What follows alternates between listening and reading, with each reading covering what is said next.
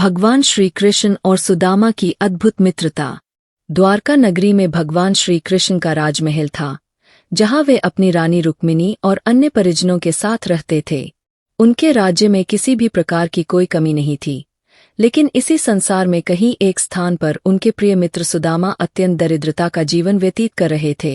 बाल्यकाल की मित्रता। श्री कृष्ण और सुदामा की मित्रता गुरुकुल में प्रारंभ हुई थी। वे दोनों एक ही गुरु महर्षि संदीपनी के आश्रम में शिक्षा ग्रहण करते थे। सुदामा भले ही निर्धन ब्राह्मण पुत्र थे, लेकिन उनका हृदय अत्यंत शुद्ध और प्रेम से भरा था। एक दिन जब गुरु माता ने उन्हें जंगल से लकड़ियां लाने भेजा, तो अचानक बारिश आ गई और दोनों मित्र एक पेड़ के नीचे आश्रय लेने लगे। उस समय सुदामा के पास थोड़े से चने थे, जिन्हें उन्होंने अकेले ही खा लिया और श्री कृष्ण से छिपा लिया। लेकिन श्री कृष्ण उनकी हर भावना को जानते थे, फिर भी उन्होंने कुछ नहीं कहा। सुदामा की दरिद्रता और पत्नी का आग्रह। समय बीतता गया और दोनों मित्र अपने अपने जीवन में व्यस्त हो गए। श्री कृष्ण द्वारका के सम्राट बन गए और सुदामा अपनी पत्नी और बच्चों के साथ गरीबी में जीवन व्यतीत करने लगे। उनकी पत्नी को ज्ञात था कि श्री कृष्ण उनके मित्र हैं, इसलिए उसने आग्रह किया कि वे अपने मित्र से सहायता मांगें। सुदामा पहले तो संकोच करते रहे, लेकिन अंततः पत्नी के आग्रह पर वे द्वारका जाने के लिए तैयार हो गए। सुदामा का द्वारका आगमन।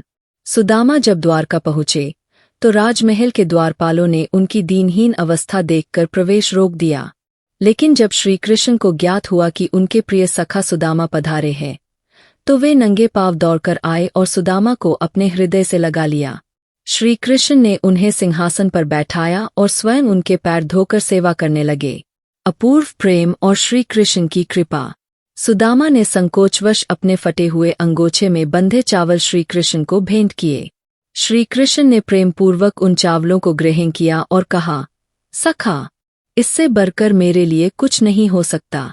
सुदामा श्री कृष्ण से कुछ भी मांगे बिना ही लौट आए, लेकिन जब वे अपने गांव पहुंचे तो देखा कि उनकी झोपड़ी की जगह एक भव्य महल खड़ा है और उनका परिवार सुंदर वस्त्रों में सुसज्जित है। यह देखकर सुदामा की आंखों से अश्रु बहने लगे। वे समझ गए कि श्री कृष्ण ने उनकी दरिद्रता हर ली है, बिना कुछ मांगे ही। कथा का संदेश। यह कथा हमें सच्ची मित्रता, प्रेम और भगवान की अन्य भक्ति का महत्व समझाती है।